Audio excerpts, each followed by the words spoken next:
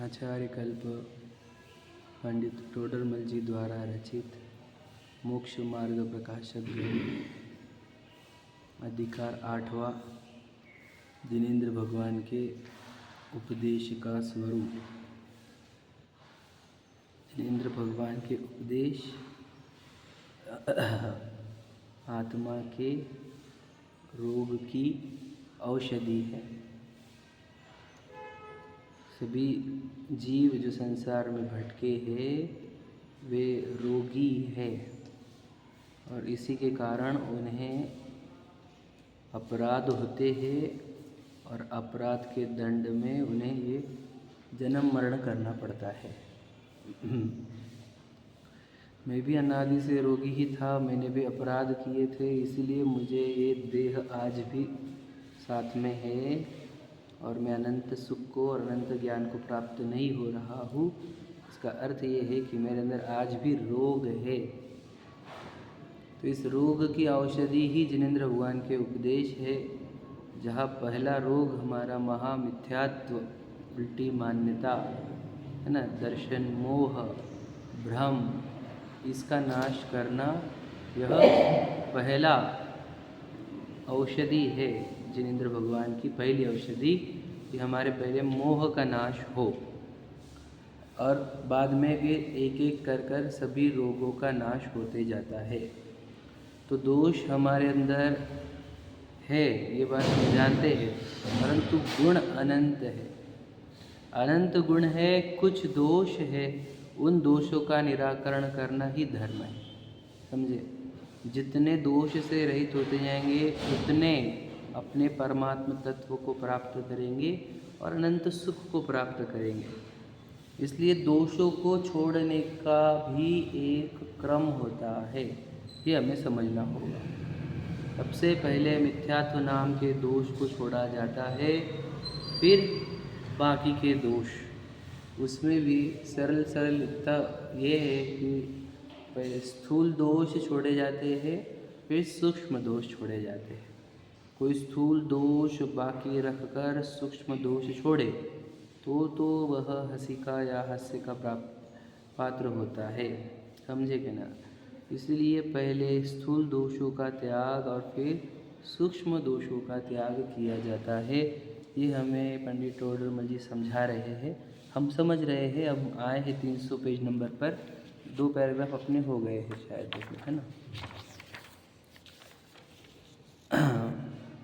तीसरा पैराग्राफ भी अपना हो गया था, है ना, थोड़ी सी लाइन रह गई। हाँ ठीक है, फिर से पढ़ लेते। यह उदाहरण जैसे पाप मिटाने के अर्थ प्रतिक्रमणादि धर्म कार्य कहे हैं, ठीक है, परंतु आत्मानुभव होने पर प्रतिक्रमणादि का विकल्प करे तो उल्टा विकार बढ़ेगा। समझ रहे? इसी से समय सार में प्रतिक्रमणादि को विष कहा है। समझ में आ गया कि पहले प्रतिक्रमण के माध्यम से आपको सभी दोष मिटाकर आपको आत्मानुभवन तक पहुंचना था, आत्मा के अनुभव करने। और यदि आप आत्मानुभव के कार्य में भी अगर प्रतिक्रमण के विकल्प करोगे तो फिर आपको वापस आत्मानुभव होगा नहीं। समझे कि नहीं? इसके पहले क्या कहा था उन्होंने? कोई भी औषधि तब तक ली जाती है जब तक रोग हो। रोग दूर होने पर उन औषधियों का सेवन नहीं किया जाता। समझे कि नहीं? तो इसी का ये एग्जाम्पल हुआ क्या कि प्रतिक्रमण हमारे रोगों की औषधि थी। कौन से? कि हमारे अंदर जो दोष थे, उनको, पाप के दोष थे, उनको दूर करके हम आत्मानुभवन के नज़दीक आए थे। लेकिन आत्मानुभवन के काल में उस प्रतिक्रमण का कोई कार्य नहीं है, उसका कार्य पहले था। ठीक है, आगे। तथा जैसे अवृत्ति को करने योग्य प्रभावनादि धर्म कार्य है, उन्हें वृत्ति होकर करे तो पाप ही बंधेगा। समझ रहे? कल बता चुका हूँ मैं कि प्रभावना के कार्य अवृत्ति लोग करते हैं क्योंकि उन्हें बहुत राग की मात्रा होती है ना। उनके राग को धर्म प्रभावना के कार्य में डाइवर्ट किया जाता है ना, ताकि वे अपना राग धर्म प्रभावना में ही लगाए। समझ रहे? इससे क्या होगा? धर्म भी आगे बढ़ता रहेगा और वो जीव भी धर्म के मार्ग में रहेगा, तो उसका भी कल्याण होगा। समझ रहे? इसलिए धर्म के क्षेत्र में उसी को, किसको? अवृत्ति को। और जो दीक्षा ले चुके हैं उन्हें ये प्रभावना के कार्य नहीं करने। उन्हें तो आराधना का कार्य करना। देखो, उन्हें हम साधक कहते हैं, प्रभावक नहीं। समझे क्या? प्रभावना के कार्य उनके नहीं, उनके कार्य साधने के हैं। साधना मतलब क्या? किसको साधते? किसको साधते? आत्मा को नहीं, स्वभाव को। वो पहली बहुत ही मोटी भाषा थी, आत्मा को साधना। सूक्ष्मता में देखा, स्वभाव को साधते। आत्मा तो अवेलेबल ही है, जो अवेलेबल नहीं है वो क्या है? साध में स्वभाव, विभाव की धारा चलती ना हमारे को, अशुभ राग शुभ राग। उनके केस में अशुभ राग नष्ट हो गए हैं, लेकिन शुभ राग की धारा चल रही है। परंतु प्राप्त क्या करना है उनको? शुद्ध भाव। प्रशस्त राग नहीं प्राप्त करना, प्रशस्त राग तो है उनके पास। उन्हें वीतराग दशा, शुद्धोपयोग, स्वभाव, साक्षीभूत भाव, ये प्रकट करना है। समझ रहे?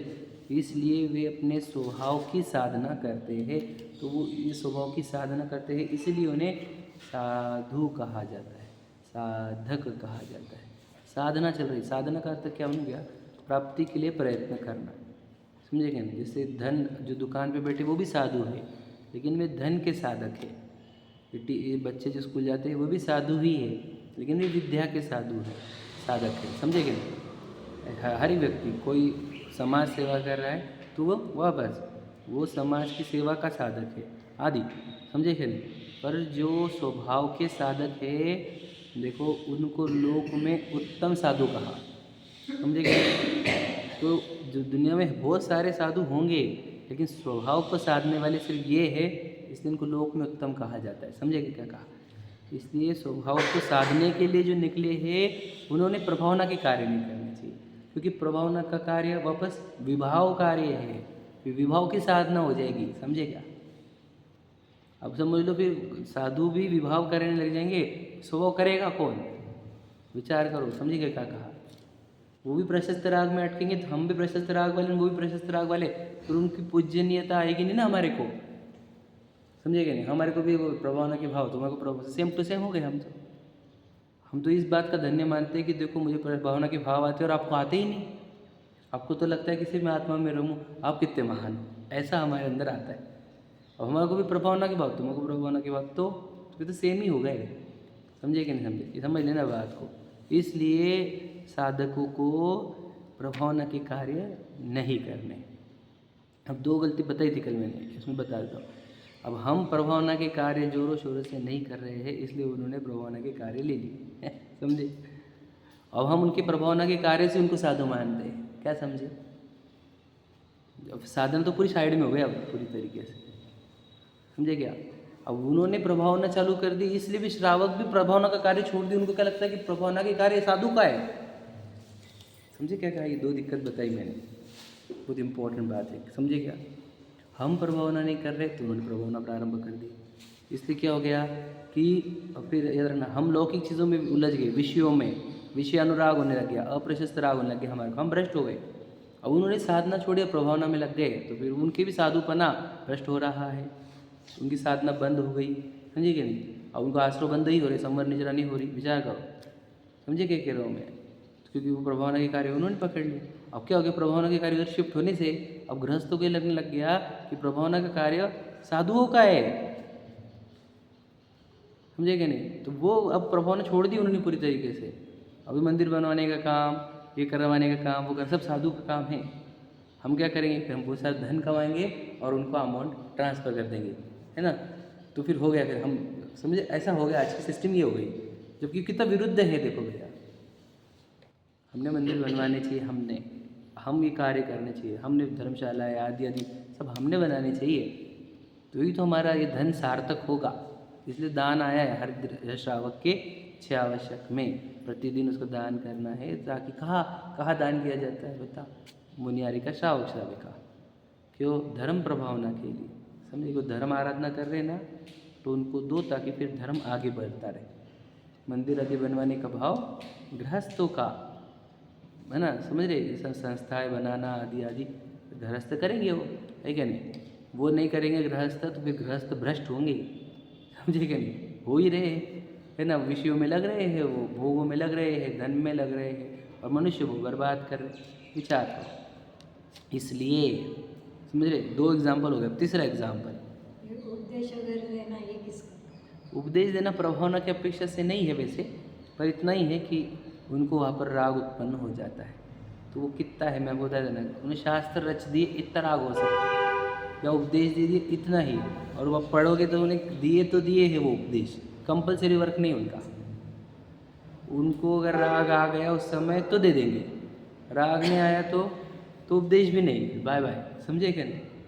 तो उनकी मुद्रा देखकर ही सीख लो कि उनको सामने भव्य जी आने पर भी उपदेश देने का राग नहीं होता। कितनी स्वभाव की साधना चल रही है ये देखो, समझे क्या।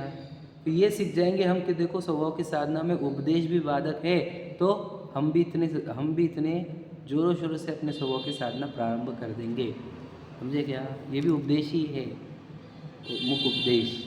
स्वभाव की साधना बहुत महान चीज़ है, ठीक है। आगे तीसरा एग्जाम्पल दिया उन्होंने, व्यापार आदि आरंभ छोड़कर चैतन्य आदि कार्यों का अधिकारी हो, ठीक है। नहीं वो नीचे है एग्जाम्पल, उन्होंने वापस इसी को आगे बढ़ाया है। व्यापार आदि आरंभ छोड़कर चैत्यालय आदि कार्यों का अधिकारी हो, यह कैसे बनेगा, समझ रहे क्या नहीं। कि घर के व्यापार वगैरह सब छोड़े तुमने, धन धंधे ना घर के पूरे छोड़े, धंधे पानी पत्नी बच्चे परिवार छोड़ दिया, और फिर चैत्यालय के कार्यकारी बन रहे हैं या अधिकारी बन रहे हैं, या मंदिरों के, ये मंदिर इनका, ये मंदिर इनका, ये मंदिर इनका, ये मंदिर इनका। तो क्या होगा भैया, वो ओनरशिप तो अभी भी बनी हुई है, ओनरशिप ही तो ख़त्म करनी थी हमारे को।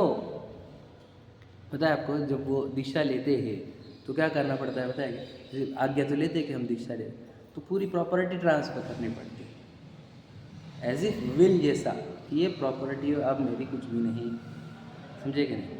तो सब चीज़ें अर्पण करके फिर दीक्षा ली जाती है, और दीक्षा लेके वापस कुछ तो भी अर्पण कर लिया जाए, आप समझे क्या। ये मंदिर मेरा, ये संस्था मेरी है, ये ट्रस्ट मेरा है, समझे। तो ये तो फिर तुम ये छोड़े यार, फिर वो ग्रहण कर रहे हो, तो वो तो एक ऐसा ही हो गया। ओनरशिप तो अभी भी जो कि क्यों है, हमने कहा था देह की भी ओनरशिप नहीं होना, इसलिए आपको कैश लॉस करने को कहा हमने, समझे क्या। जितेंद्र भगवान ने ये कहा ना कि भैया देह की भी ओनरशिप नहीं होना चाहिए, क्योंकि देह भी अपनी नहीं है, समझे क्या। जहाँ देह अपनी नहीं, तो उसकी ओनरशिप दूर करने के लिए उसके केश भी लॉन्च करने के हैं कि देह भी मैं ना लगे। देह को भी मैं मानने को मना है, तो फिर उस संस्थाओं को मैं मानने का कैसे अलाउड होगा बताओ। वो संस्था के अनंत विकल्प घूमते हैं, हमने कानों से सुना है क्या कि ये बिना वजह प्रोजेक्ट हाथ में ले लिया, बहुत तान हो गया हमारे बोलते हैं ऐसे, हम तो बोल ही रहे थे भाई परिग्रह, एक परिग्रह अनंत विकल्प, समझेगा ना। और उतने ही फिर राग द्वेष वृत्ति कर्म के बंधन, समझेगा नहीं। तो इसलिए कह रहे हैं कि तुम घर के व्यापार के आरंभ छोड़ दिए और फिर चैत्यालय के कार्य कर रहे हैं, तो चैत्यालय में बनाने में क्या हिंसा नहीं होगी। हर एक चीज़ से, ज़मीन खोदना वाने का, वो सब बनाने का, पानी मारने का विचार करो तो इतनी हिंसा है उसमें। गृहस्थ तो यूँ भी करता है, तो उसको तो उसकी भूमिका के अंदर आता है वो।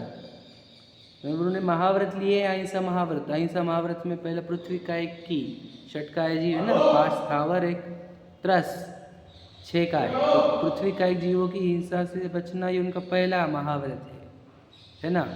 वो खुदवाएंगे तो अब फिर उसमें जितने पेड़ रहेंगे वो, बस विचार करो तुम, हिंसा की कोई लिमिट नहीं बचती फिर, समझे।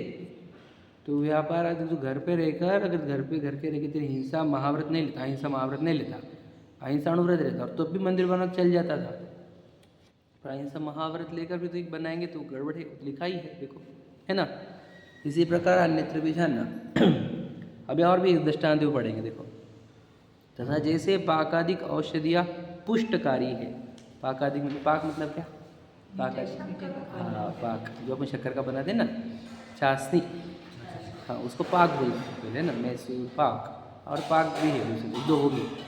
तो पाकादिक की औषधियाँ पुष्टकारी है, मतलब क्या, पुष्ट में पौष्टिकता देती है, और वो थोड़ी कैसी रहती है, गरिष्ठ, ठीक है ना, पचाने के लिए उसको है ना, हेवी रहता है वो। तो जो कमज़ोर है उन लोगों को देकर उसको स्ट्रॉन्ग बनाया जाता है पाकादिक के औषधियों द्वारा, ठीक है। परंतु ज्वरवान उन्हें ग्रहण करे, ज्वरवान मतलब क्या, जिन्हें बुखार आदि है, ऐसा जीव यदि उन्हें ग्रहण कर रहा है तो कह रहे हैं महादोष उत्पन्न होगा। क्यों, उसकी बॉडी पहले कमज़ोर है। देखो ज्वरवान मतलब क्या होता है वो समझा दो थोड़ा सा, देखो ध्यान से सुनना। बुखार आती है मतलब क्या होता है कि बॉडी के अंदर बहुत सारे टॉक्सिक मटेरियल क्रिएट हो जाते हैं, बराबर है। जो अनडाइजेस्टेड रह गए हैं उनको बॉडी से निकालना, बॉडी ने उसको मल मूत्र के द्वारा निकालने का प्रयत्न किया, वो निकल नहीं रहे हैं, ठीक है। तो वो बॉडी क्या करती है, हीटिंग के माध्यम से उनको जला देना चाहती है, समझे क्या? ये होता है ज्वर, समझे, ताप है ना, बुखार। तो वो तपाना उसके बॉडी का वो इम्पोर्टेंट वर्क है, उसको तपने देना चाहिए, समझे कि नहीं? रोकना नहीं चाहिए। तुम दवाई से रोका तो बीमार पड़े थे, अभी वो बीमारी इतनी के पूरी बॉडी में घूमेंगे, अब वो टॉक्सिक पूरे ब्लड में चल जाएंगे तुम्हारे, तुमने अगर उसको जाने नहीं दिया बाहर तो, समझे कि नहीं? रूल याद रखना, मैं बहुत बार बोल चुका हूँ ये बात, फिर और एक बार बोल दिया। क्यों? क्योंकि फिर अब देखो बॉडी अब क्या कर रही है, बॉडी अभी वर्किंग में लगी हुई, कौन से, कि वो टॉक्सिक निकालने के, इसलिए वो बुखार वगैरह में वो बोलता है खाने का नहीं, मुझे मुंह कड़वा कर देती है वो बॉडी, क्या कि तुझे कुछ अभी खाने की इच्छा ही ना हो, ताकि फिर हम ये काम कर पाए, सही है कि नहीं? विचार करो, ज़बरदस्त सिस्टम है एकदम, समझते नहीं है। तो वो टाइम पे कुछ खाना नहीं चाहिए, क्योंकि उसने तो बता दिया कि तू खाओ मत अभी कुछ, क्योंकि सिस्टम बहुत ख़राब है अंदर की हमारी, है ना। तो कड़वा हो जाता है, मुँह बिल्कुल पसंद नहीं आता कुछ भी। तो और उस टाइम पे जब बॉडी अपनी हीलिंग प्रोसेस में लगी हुई है, उस टाइम पे अगर तुमने कुछ हेवी डाला उसके अंदर, अब वो पूरी एनर्जी डाइजेशन में लग जाएंगी, और वो जो टॉक्सिक निकालने के थे वो निकलेंगे नहीं, अब वो हो गया शरीर पूरा बीमार, समझे क्या नहीं? अब उसको वो डाइजेस्ट करने में इतनी एनर्जी वेस्ट हो जाएगी, और समझ लेना कमज़ोर हुआ है पहले वो, क्योंकि वो इतना हीटिंग प्रोसेस स्टार्ट की थी उसने, है ना, हीटर ऑन किया कर दिया था, वो हीटिंग प्रोसेस में वो कमज़ोर हुआ था, और तुमने उसके अंदर और हेवी आइटम डाल दिया उसको खाने के लिए, पचाने के लिए, तो अब वो और बीमारी बढ़ेगी, बहुत डेंजर बड़ी बीमारी, समझे क्या नहीं?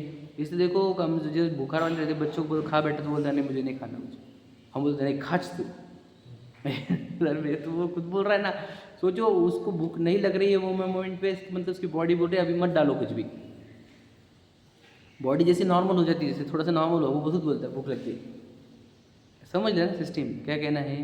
वैसे ही ज्वरवान को देख लिखा है, ज्वरवान को उन्हें ग्रहण करे, कौन, किसको, पाकादिक, है ना, तो उन्हें महादोष उत्पन्न हो। उसी प्रकार ऊंचा धर्म बहुत भला है, समझे क्या नहीं? ऊंचा धर्म मतलब क्या, मुनि दीक्षा धारण करना, महाव्रत धारण करना, ये तो बहुत भला है, ज़बरदस्त है।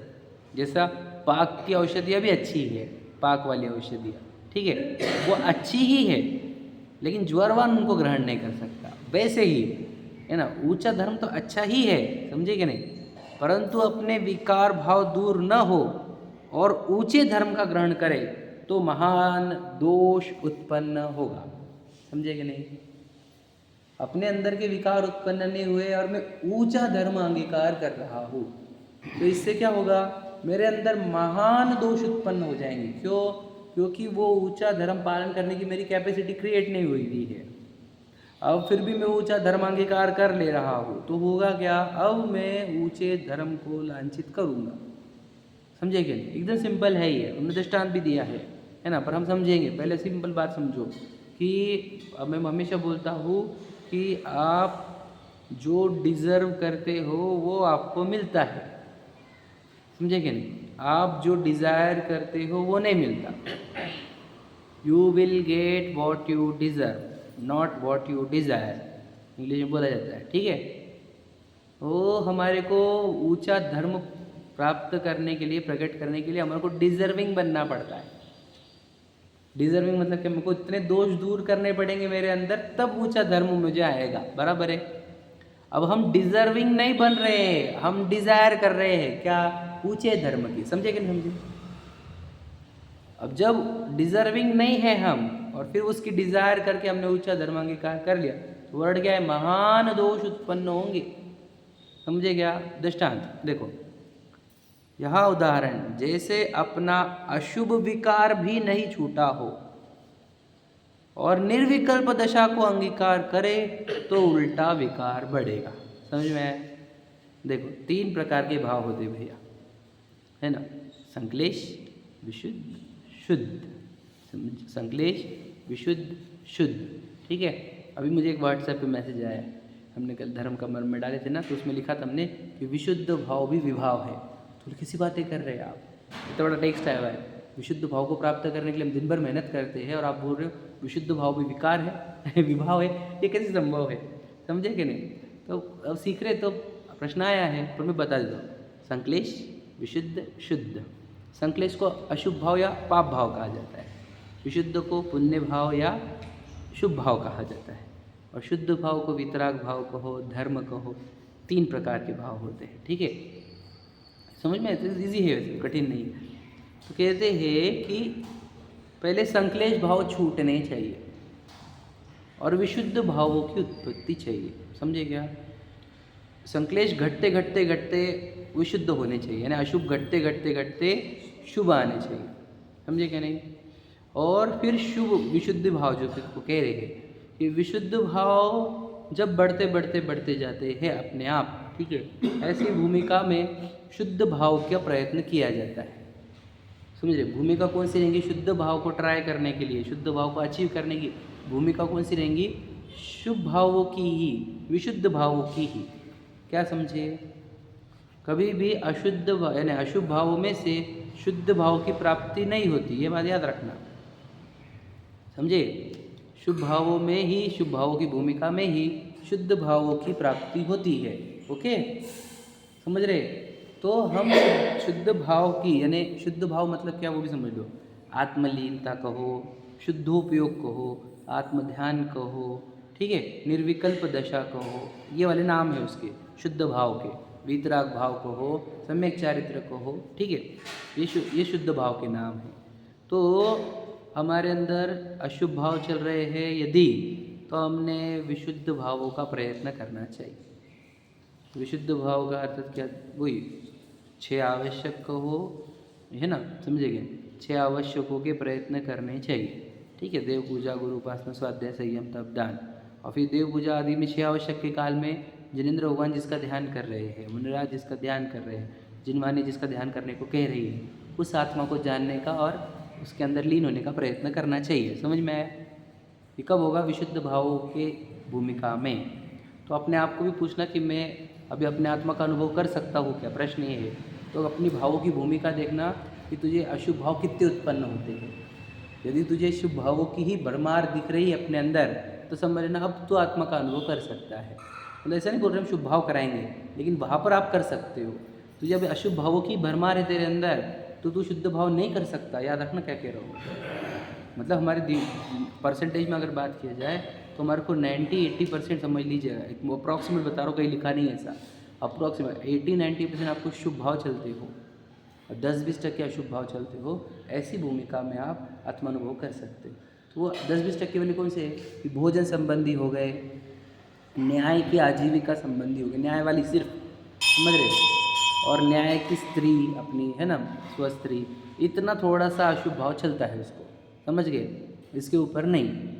न्याय नीति वाला, समझ रहे क्या? नहीं, भक्ष वाला, इतना ही अशुभ भाव, वो 10-20%, और 80% उसको देव पूजा, स्वाध्याय, गुरु उपासना आदि आदि चलते रहेंगे, संयम तब। उस तो ऐसी भूमिका वाला जीव क्या कर सकता है? आत्मानुभव कर सकता है। समझ रहे? आत्मानुभव की बात कर रहे हैं, मतलब एक बार आत्मा को देखना। अब आत्मा को निरंतर देखने के लिए उसको चाहिए निर्विकल्प दशा। अब निर्विकल्प दशा कब हो सकती है? जब ये महाव्रत अंगीकार करे, है ना, दीक्षा ले तब। समझ रहे? तो दीक्षा लेगा तब निर्विकल्प दशा उसको निरंतर मिलती रहेगी, क्योंकि उसको पत्नी, बच्चे, खान पान कुछ भी नहीं देखना है, खाना बनाने का भी विकल्प नहीं करना है उसको सिर्फ आत्मा ध्यान करना है ना। ऐसे जीवों को साधु कहते हैं हम। तो तब ये निर्विकल्प दशा जब होगी, समझे कि नहीं, कब होगी? जब वो दीक्षा लेकर, है ना, निर्विकल्प दशा की साधना करेगा। और वो दीक्षा कब ले सकता है? जब वो विशुद्ध भाव में ही हो निरंतर, तब ही। दीक्षा कब ली जाती है? जब वो परसेंटेज 99 और 1 का हो जाए। एक अप्रॉक्सीमेट ही बता रहा हूँ मैं, कहीं लिखा नहीं है। 99 विशुद्ध, 1% अशुभ, मुझे कौन सा भोजन संबंधी वगैरह समझ लीजिए आप। जब इतना चले तब वो दीक्षा लेने का भाव कर सकता है। समझे कि नहीं? और फिर वो दीक्षा लेकर, तो फिर तो याद रखना उसको 99 तो आत्मानुभव रहता है, यानी 33 आत्मानुभव रहता है, 67 शुभ उपयोग रहता है। ये बताया ना पुण्य पढ़ 1/3 2/3, है ना। तो ये समझ में आया आपको? पहले समझ लेना, मतलब अशुभ भावों की, अशुभ भाव, शुभ भाव, शुद्ध भाव, समझ रहे? अब जिसके जीवन में 90-100 के करीब अशुभ भाव हो, वो तो निर्विकल्प दशा कभी प्राप्त नहीं कर सकता। सही है कि नहीं? समझेगा नहीं? वो कर ही नहीं सकता, क्योंकि उसका अशुभ भाव इतने तड़पा देते हैं। अशुभ भाव मतलब सिंपल समझो, मुझे बहुत धंधा करने का है, मुझे प्रसिद्ध होने का है, मुझे बड़ी कार लेने की है, मुझे उसको भोगने का है, वो भोगने का है, ये ऐसे चल रहे हैं। तुझे आत्मा का को पसंद आने का आत्मानुभव क्यों करेगा तू? तो ऐसे भाव वालों को तो आत्मानुभव का प्रयत्न बिल्कुल भी नहीं होने वाला है। समझे कि नहीं समझे? और जिसे आदेव शास्त्र गुरु अच्छे लगते हैं, छठ आवश्यक अच्छे लगते हैं, ऐसा जीव आत्मानुभव कर सकता है, प्रयत्न करे तो। ठीक है, समझ में आ रहा है? पहली बात कि भूमिका कौन सी भाव, ये कहते हैं ना, भूमिका क्या रहता है? भूमिका मतलब जमीन, समझ रहे? तो जैसे आपको अलग अलग बीज रहते हैं किसान खेती में, तो वो भूमि कैसी है उसके अनुसार डिसाइड करते हैं कौन सा बीज डालने का। समझे क्या? जैसे बंजर होती है या कोरडवाहू बोलते हैं, और दूसरा कौन सा रहता है? सुपीक बोल सकते हैं हम। ठीक है, सुपीक रहती है, कोई कोरडवाहू रहती है, तो हम उस ज़मीन देखकर बीज बोते हैं, बराबर है। और उस ज़मीन में वही बीज उगते हैं, बाकी नहीं उगते। तो याद रखना कि हमारे को चाहिए आत्मानुभव और या आत्मा में लीनता। तो आपको भूमि कौन सी चाहिए? विशुद्ध भाव। समझे कि नहीं? संक्लेश भावों की भूमि में आत्मानुभवन या आत्मलीनता असंभव है। पहले समझ में आ रहा है भाई आपको? क्लियर हो रहा है एकदम? वही यहाँ पर बोला जा रहा है, पहले मैं उसकी भूमिका क्रिएट कर दे रहा हूँ आपके अंदर, है ना। तो फिर सोचो कि जिसके अभी अशुभ भाव चल रहे हैं, संक्लेश भाव दिखा क्या है? अशुभ विकार भी नहीं छूटा हो, और वो ट्राई क्या कर रहा है? मुनि दीक्षा लेकर शुद्ध भाव करना चाहता है। तो ये संभव है क्या? ये संभव नहीं है। तेरे तो अभी विशुद्ध भावों के ठिकाने नहीं है, भूमिका ही नहीं है रेडी अभी, तो शुद्ध भाव करेगा कैसे? शुद्ध भाव के बीज विशुद्ध भावों के ही भूमिका में लगाए जाते हैं। समझे क्या कहा? जब तू जिनेंद्र भगवान के सामने उपस्थित होगा, तेरे अंदर ये भावना आएगी कि कब मैं ऐसा लीन हो आत्मा में, तब तूने बीज बोए हैं। तो ये कब बीज बो सकता है तू? जब भगवान जी के सामने होगा तब। तो पत्नी के सामने ये बीज थोड़ी बो सकता है। समझे क्या कहा मैंने? तू व्यापार के दुकान के कस्टमर के सामने, विषयों के सामने ये बीज नहीं बो सकता कि मैं आत्मा में कब लीन हो। समझे क्या कहा? ये तो तुझे जिनेंद्र भगवान के समक्ष तू यदि पूरे भावों से खड़ा होगा, समझे, विशुद्ध भावों से, प्रशस्त राग से, कि मेरी दशा कब होगी ऐसी, समझे कि नहीं, तो तब उस भूमिका में बीज बोए गए, काहे के? आत्मलीनता के, शुद्ध उपयोग के, शुद्ध भावों के, बराबर, बिल्कुल सही। अभी बीज बोए गए, कहाँ बोए गए? ये जब जिनेंद्र भगवान के सामने होगा तब ही, देव शास्त्र गुरु के निकट होगा तभी, शास्त्र पढ़ते हुए ही, समझे कि नहीं, गुरुओं के निकट ही तुझे ऐसे भाव, ये शुद्ध भावों के बीज बोए जा सकते हैं। समझे क्या? अब जब हमारी भूमिका कैसी है? संक्लेश भावों की, उसमें कौन से बीज पड़ते हैं वो बोलता हूँ। मुझे प्रसिद्ध होना है, मुझे सुंदर होना है, मुझे, है ना, प्रशंसा चाहिए, मैं सब टॉप ऑफ द वर्ल्ड रहूँ, बेस्ट इन बिजनेस रहूँ, बेस्ट इन सोसाइटी रहूँ, ऐसे बीज पड़ते हैं उसके अंदर। मेरा बच्चा अच्छा रहे, वो बच्चे का अच्छा हो, ऐसे बीज पड़ते रहते हैं। ये सब तो संसार बढ़ाने वाले बीज है। तो संक्लेश भावों में ये बीज पड़ते रहते हैं। तो उससे कोई फिर उसमें, अब वो ट्राई क्या कर रहा है कि मैं आत्मा में लीन हूँ, तो हो सकता है क्या? वो नहीं हो, कॉन्ट्रोवर्सी हो गया। समझ रहे क्या? नहीं, एकदम ऑपोजिट हो गया ना।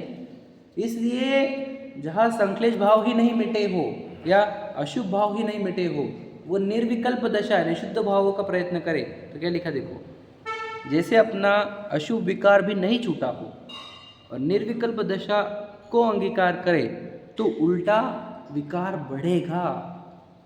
क्यों?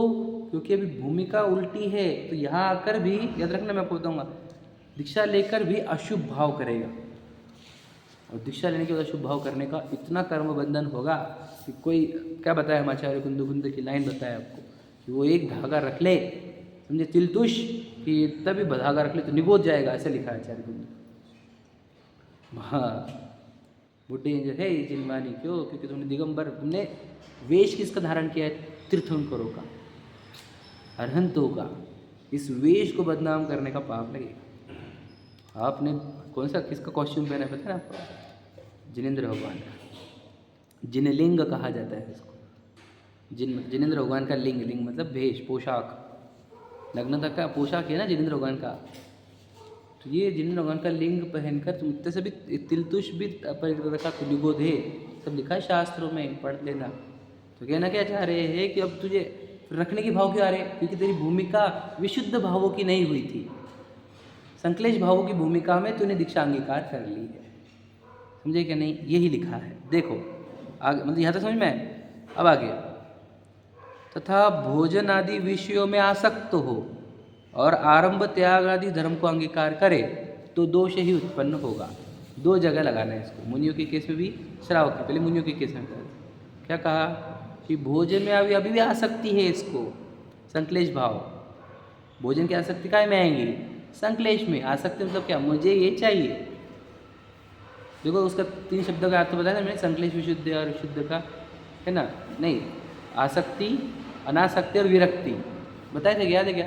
कभी नहीं क्या? चाहिए ही, ये होती है आसक्ति। चलेगा, रहे तो भी चलेगा, नहीं रहा तो भी चलेगा, ये हो गया अनासक्ति। और नहीं चाहिए, ये होगी विरक्ति। समझ में? तो जिसे भोजन में आसक्त हो का अर्थ क्या हो गया कि मुझे टेस्टी भोजन चाहिए ही, गरिष्ठ भोजन चाहिए ही, ऐसी आसक्ति बनी हुई है। समझ रहे? और आरंभ त्याग मतलब क्या? तुमने सब छोड़ दिया क्या? कमाना भी और दीक्षा भी ले ली तुमने, तो फिर समझ रहे? तो फिर कह रहे हैं कि यदि तुमने ये छोड़ा, मुझे आसक्ति बनी हुई है और इधर ये सब छोड़ भी दिया, तो क्या होगा? तो कह रहे दोष उत्पन्न होंगी। फिर अब दीक्षा लेकर टेस्टी भोजन कर लेगा, दीक्षा लेकर फिर बहुत सारे आइटम, 50-60 आइटम, पानी पूरी भी बनेगी, समझे कि नहीं? और क्या, ये तो बहुत छोटा आइटम बोला मैं, पानी पूरी, मंचूरियन, नूडल्स वगैरह कुछ भी हो गए आजकल, पता नहीं, मुझे भी नहीं पता पूरी तरीके से, पर हो रहे हैं। मैंने एक ही वर्ड सुना था पानी पूरी, तो भी मेरे को क्लिक हो गया, मतलब आप रही तो बताओ और काम हुए, समझे कि नहीं?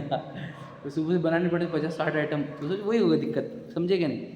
नहीं, वो थोड़ी बोले हमारे बनाने को, हम बना रहे, तुम इसलिए बना रहे क्योंकि ले रहे हैं, तो बोले देते नहीं, तुम बनाते नहीं, सिंपल ही बात है ना। तो इसका अर्थ ये क्या हो गया कि वो गरिष्ठ भोजन वाला, या समझ रहे क्या नहीं?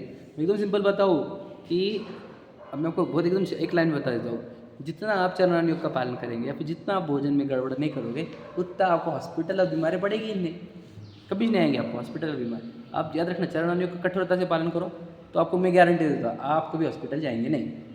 लिख के ले लो मेरे से, ये तो जिनवानी के ऊपर हाथ रख के बोलता हूँ, जरूरत ही नहीं पड़ेगी। क्यों? कि हमने, मैं वो उसको एकदम साइंटिफिक भी बताऊँगा, एक दिन हम सेशन लेंगे उसके ऊपर, बताऊँगा मैं आपको शाम के सेशन में कि जहाँ आपने जिनवानी का पालन किया नहीं, चरणों का, आप बीमार हो गए ही नहीं, गारंटी लिख लो हमारे, कभी हॉस्पिटल जाना नहीं पड़ेगा। तो फिर मुनिराज को वो चौका में 16 क्यों रहता है कि यदि अब वो पूरा 16 से लेंगे तो यार उनको कभी बीमार नहीं पड़ेंगे, उनको कभी औषधि की जरूरत नहीं पड़ेगी। और फिर भोजन में भी फिर वो 32 ग्रास कहे और वो सात्विक कहा, है ना, वो इसलिए ताकि वो उनका कभी बीमार ना पड़े, ना हार्ट अटैक के चक्कर पड़े, ना कुछ चक्कर पड़े। फिर अब वो भोजन में गड़बड़ हो रही तो बीमारी भी लग रही ना, फिर अब दिक्कत वो हो रही ना हमारे को वो टेस्टी खा रहे हैं उसका प्रॉब्लम नहीं है, लेकिन उनको जो बीमारी पड़ रही है, फिर उनको जो इलाज चल रहा है जिससे जिन शासन बदनाम हो रहा है, वो दिक्कत है। समझे क्या भैया?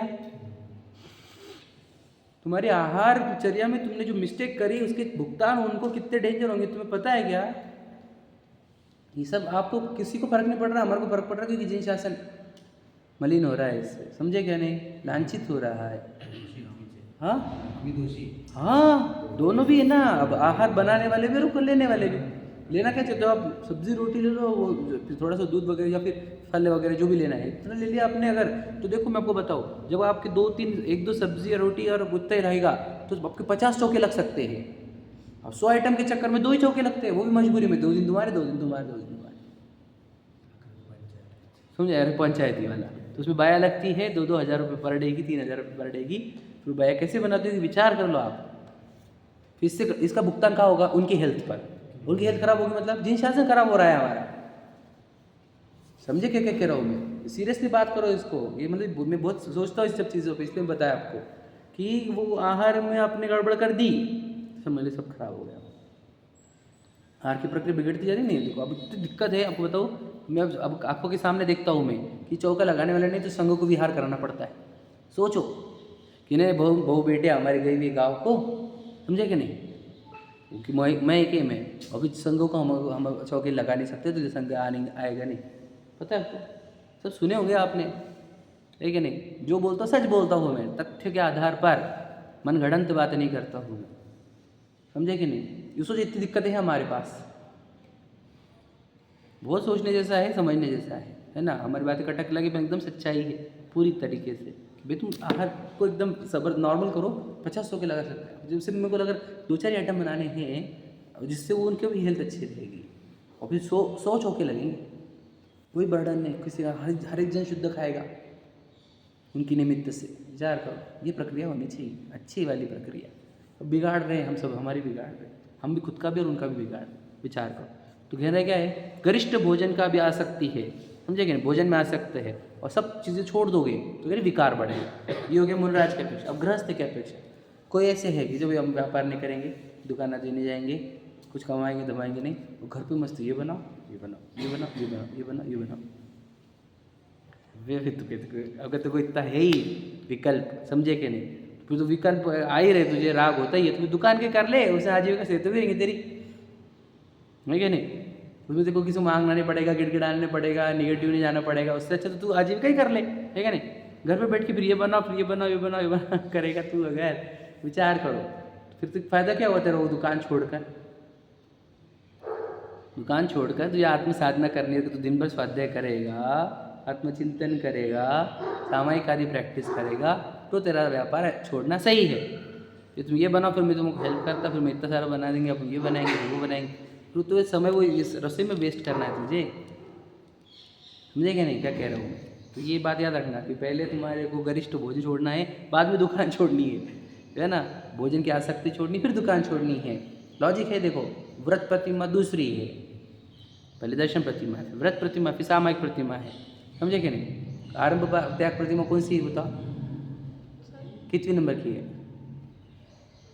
8वीं है शायद, 8वीं 9वीं कुछ तो भी है, 8वीं है ना। देखो तो कह रहा वो 8वें नंबर पे आता है वो आरंभ त्याग प्रतिमा, है क्या नहीं। और वो भोजन की आसक्ति छोड़ना वो दूसरे में ही है, व्रत प्रतिमा, समझे क्या नहीं। और तीसरे में सामायिक है, तो सामायिक करना है तो फिर आगे बढ़ोगे तुम। सामायिक कार्य छोड़ के फिर गरिष्ठ भोजन में लगोगे या फिर भोजन में आसक्त रहोगे, तो फिर भी छोड़ना गलत ही हो गया तुम्हारा, व्यापार आदि को छोड़ना, आरंभ आदि को छोड़ना, समझे कि नहीं समझे। गहराई समझ रहे, गृहस्थों के लिए भी बोल दिया, मुनिराज की बैंक से बोल दिया। देखो तथा जैसे व्यापार करने को, देखो करने का विकार तो छूटे नहीं। अब देखो और अगला और एक एग्जाम्पल दिया, 3 एग्जाम्पल दिए उन्होंने। पहला क्या कहा कि संक्लेश भाव रहते हैं तब भी दीक्षा ले लेते हैं। दूसरा, भोजन में आसक्त है, आरंभ छोड़ते हैं। तीसरा, व्यापार आदि करने का विकार तो छूटे नहीं। क्या व्यापार करने का तो विकार छूटा नहीं है। और त्याग के भेष धर्म अंगीकार करे और महादोष उत्पन्न होगा।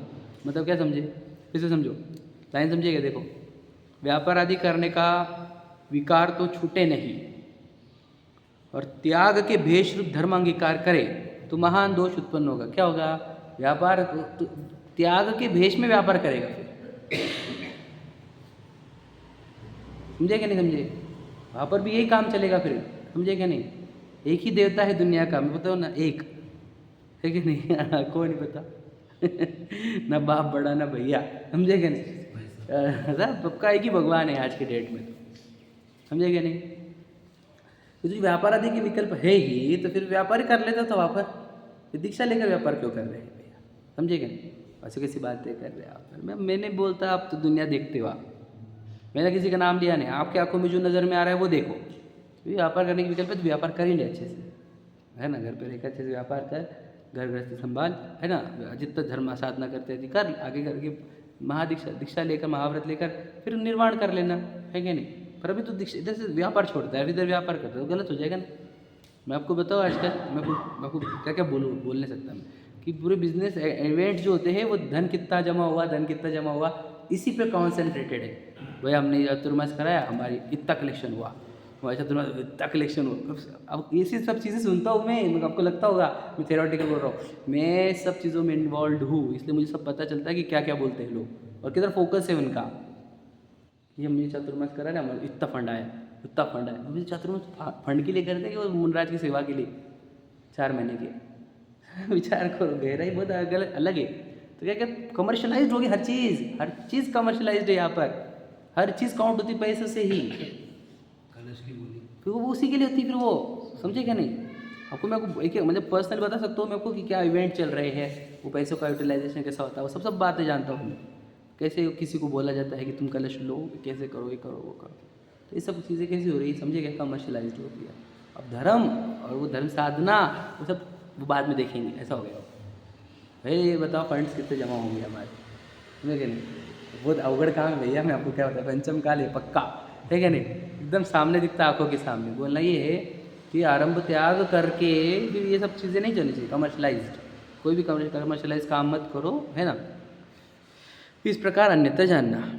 इसी प्रकार बस कंप्लीट कर देखो, और भी सच्चे विचार से उपदेश को यथार्थ जानकर अंगीकार करना। मतलब क्या, और भी, ये तो हमने कुछ एग्जाम्पल दिए।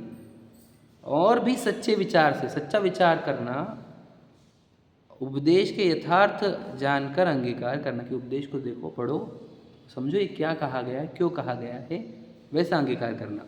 बहु विस्तार तक, बहुत विस्तार तक कहाँ तक कहें हम, कब तक कहते जाएंगे कि ये प्रॉब्लम है, ये प्रॉब्लम है, इसको ऐसा देखो, इसका ऐसा करो, है ना। वर्ड क्या है, अपने सम्यक ज्ञान होने पर स्वयं ही को यथार्थ भाषित होता है। समझे कि नहीं, एकदम सिंपल है ये, कि आपको अगर पूरे जिन शासन को समझना है तो एक ही उपाय है, सम्यक ज्ञान कर लो। मतलब अपने आप को जान लो, आपको पूरी दुनिया के अंदर कहाँ क्या गड़बड़ी हो रही है समझ में आने लग जाती है, कि ये उपदेश से ये गड़बड़ हो रही है, ये गड़बड़ हो रही है, ये गड़बड़ हो रही है, ये गड़बड़ हो रही है, गड़बड़। दूसरे के दोष निकालने के अर्थ नहीं है, वो समझने के अर्थ है कि सही क्या है, गलत क्या है। आपके अंदर विवेक जागरूक हो जाएगा, उस विवेक से आप ये समझ पाओगे कि मेरे लिए सही क्या है, गलत क्या है। तो एक सम्यक ज्ञान कर लो तो ये सब चीज़ें समझ में आ जाती है। पूरा जिनेंद्र भगवान का उपदेश समझ में आ जाता है, पूरे उपदेश समझ में आ जाते हैं। कहाँ क्या गलत हो रहा है हमारे से, किसी और से, वो भी समझ में आ जाता है। समझे कि नहीं। उपदेश का अर्थ का अनर्थ कैसे किया जा रहा है वो भी समझ में आता है पूरे। तो क्या लिखा उन्होंने कि अपने को सम्यक ज्ञान होने पर स्वयं ही को यथार्थ भाषित हो जाता है, फिर अपने को सब सही समझ में आने लग जाता है। एक बार अपने आप को देखो, एंगल कहाँ लगाओ, मुझे बताओ। सम्यक ज्ञान मतलब क्या, मैं आत्मा हूँ और सभी आत्मा है, ये एंगल लगाओ, अब तुमको सब समझ में आ जाएगा। अब मैं समझ, मैं पुरुष हूँ, मैं मनुष्य हूँ, और ये भी पुरुष है, मनुष्य है, ऐसा एंगल लगाओ, अब तुमको एक भी चीज़ समझ में नहीं है क्योंकि पूरा जीवन शासन आत्मा के आधार पर है ना, आत्मा के कल्याण के अर्थ लिखा हुआ है। अब हम चले हैं देह को मैं मानकर, तो हम पूरे धर्म को भी हमने देह वाला ही बना के रखा कि उनको नहीं चाहिए, उनको वो नहीं क्या, उनको वो नहीं क्या। तो देह क्यों देखता है उनको, वो आत्मा है ना। समझे कि नहीं समझे। तो ये तो कहा है देह और आत्मा का भेद ज्ञान, कहीं पर भी नहीं ना। देह की ही अपेक्षा से पूरी बातें होती दिन भर, समझे कि नहीं। तो इसलिए फिर किसी को समझता ही नहीं जिनेंद्र भगवान का उपदेश क्या है। हम क्योंकि मंदिर में आने वाला जाओ हमारे पास, लेकिन मैं आत्मा की समझने वाला एक भी नहीं मिलता हमारे को, समझे कि नहीं। तो यही तो प्रॉब्लम है, उपदेश समझे नहीं। भगवान जी क्लियर कट बता रहे हैं कि सब चीज़ें छोड़ और अपने आत्मा में रमो। तो लिखा है हमने, जिनेंद्र भगवान की प्रतिमा हमें क्या उपदेश दे रही है, पढ़ लेना वो एक बार। वो वहाँ पे दिख रहे हैं क्लियर कट। अब आपको सिर्फ हाथ जोड़ाने के थोड़ी बुलाया था हमने कि हाथ जोड़ प्रदक्षिणा मार, सिर झुकार भाग जा। हम भी बताना चाहते थे, वो बता रहे कुछ तो भी। क्या बता रहे, सुखी होने के लिए कुछ भी नहीं चाहिए, पहली बात चीज़ें तुझ नहीं चाहिए, और सुख मिलेगा कहाँ, आत्मा में। इशारा किधर चल रहा है, वो पद्मासन हाथ पैर दिखाने के लिए बैठे हैं क्या वो, बता। वे बताना चाह रहे आत्मा ही सब कुछ है। जो राजघराने में जन्मे थे, जिनके पास भोगों की कोई कमी नहीं थी, समझे कि नहीं, उन्होंने सब चीज़ें छोड़कर वो ये मुद्रा धारण करी क्यों, बताओ क्यों। कुछ भी तो संदेश समझ, हम देखो भगवान जी के उपदेश भी समझ नहीं पा रहे हम, ये क्यों कारण है। कोई सम्यक ज्ञान नहीं होने से एक भी चीज़ समझ में आती। पूजा मतलब पूजा 50 साल करने वालों को भी ये समझ नहीं पा रहे हैं कि मैं आत्मा हूँ और मुझे आत्मा में सुख मिलेगा, मेरा ज्ञान आत्मा में है।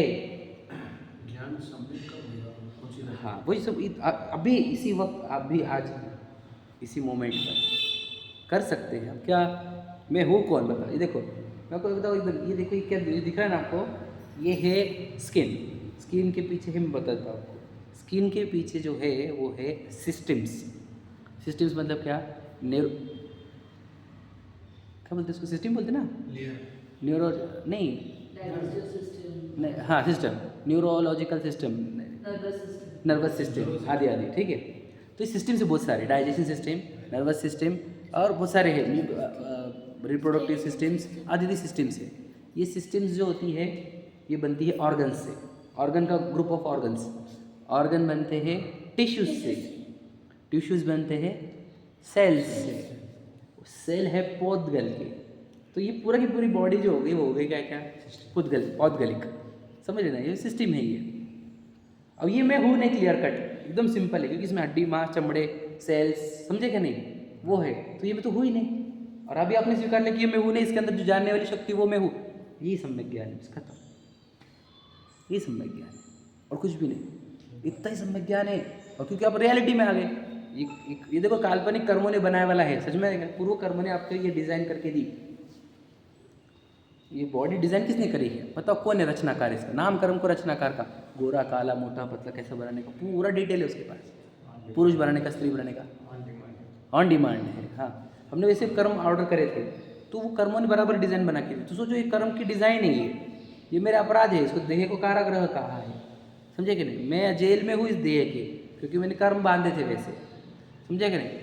तो फिर इसको जेल समझ लेना, कर्मों के उदय समझ लेना, पूर्व कर्मों ने उत्पन्न किया है इसको, ऐसा समझ लेना, तुरंत समझ में आता है कि इसके अंदर जो जीव है चेतना है वो मैं हूँ, ये समझना, और देह को पर समझना, हो गया। मैं जो झूठ बोल रहा हूँ क्या, देखो अब समय सार जी की जो जीव अजय अधिकार के अंत में जो अमृतचंद्र जी का छंद है वो बताता हूँ, बोलो, जीव अजीव के भेद का ज्ञान ही सम्यक ज्ञान, समझे कि नहीं, सुने अपने ये लाइन है, जीव अजीव का भेद ज्ञान ही सम्यक ज्ञान है, बस। जी शरीर अजीव है और मैं जीव हूँ, इतना समझ गया, सम्यक ज्ञान हो गया। अब क्या, अब पूरा जैन शासन समझ गया तुम्हारे को, पूरा की पूरा जैन शासन, क्योंकि अब तुम्हारे को मंदिर आना क्यों है, भक्ति क्यों करना है, स्वच्छ खाना क्यों है, सात्विक खाना क्यों है, मुनराज क्या रहते हैं, भगवान जी क्या रहते हैं, पूरी चीज़ें समझ गए तुम्हारे को। और तुम अगर देह को मैं मानो तो आपको एक भी चीज़ समझेगी नहीं, फिर एक भी नहीं, क्योंकि वो उल्टा घड़ा, पहला घड़ा उल्टा, पूरे घड़े उल्टे, पहला घड़ा सीधा, पूरे घड़े सीधे, समझे कि नहीं, घड़े अरेंजमेंट। तो पहला घड़ा क्या करना है, मैं कौन हूँ बताओ। अब आए हो यहाँ पे, किसके लिए आए हो, अपने हित के लिए, वो मंदिर में क्या के लिए, अब तो अपन कौन ये पहले पहचान लो, अपने हित के लिए निकले हो ना, तो अपन कौन ये बात समझ में आएंगे, तो फिर समझ में आएगा मंदिर में आना क्यों जरूरी है। मैं जीव हूँ, मैं तो रोगी हूँ, मिथ्यात्व का रोग है मुझे, मैं देह को मैं मानता हूँ, मुझे इतना बड़ा भ्रम चल रहा है, तो मैं भगवान जी के पास आकर ये सीखता हूँ कि देखो देह मैं नहीं हूँ, देह का पूरा आकर्षण छोड़ो, समझ में आएगा। अब लिंक हो गया मेरा मंदिर में आना। हम इसलिए बोलते सबको मंदिर आओ भैया, मंदिर आओ भैया, प्लीज़ आओ मंदिर, समझे कि नहीं, तो आएगा समझ में आएगा, तो देह में नहीं हूँ, भगवान जी क्लियर बता, देह का कोई कनेक्शन नहीं अपना, देह अपनी चीज़ नहीं। यही ऐसी मुद्रा किसको मिलती भैया, बहुत भाग्य लगते, ऐसी मुद्रा मिलती नहीं सबको, आत्मा बताने वाली, अपना स्वरूप दिखाने में, डायरेक्ट पहले दिन ही आपको मैसेज है कि तू कौन है, देख ले, तू शरीर नहीं है। तो जो पूरी दुनिया तो भ्रम में, पहला भ्रम में ही रख रहे हमारे को कि तू देह है, और ये जिनेंद्र भगवान क्लियर कट बता रहे कि तू आत्मा है। बताओ, पहले दिन ही आप भगवान जी के दर्शन से आप सम्यक ज्ञान को प्राप्त कर सकते हो। तो समझदार चाहिए हमारे को, बोलते हैं समझदार को तो हमारे को समझ में नहीं आ रहा, इसका अर्थ क्या है, हम समझदार नहीं है, इशारा तो पूरा नहीं है वहाँ पे, बताओ इशारा कंप्लीट है क्या नहीं है,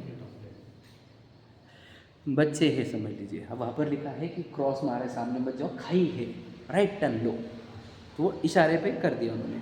अब बच्चा है वो इशारा नहीं समझा तो क्या करेंगे, सिंपल है, इशारे समझो, यहाँ पे भी क्लियर कट पूरा साइन है। अब हम इशारे नहीं समझे तो हम खाई में जाएंगे निगूत की। भगवान जी ने बताया कि इधर जाओ, इधर गए तो फिर मोक्ष सिद्ध दशा, समझे कि सिद्धशिला, वहाँ जाएंगे, सिंपल है भैया एकदम। तो ये मैसेज समझो, सम्यक ज्ञान इसी वक्त इसी मोमेंट पर हो सकता है। मैं हूँ कौन, हु एम आई, समझे कि नहीं, अस्तित्व की पहचान।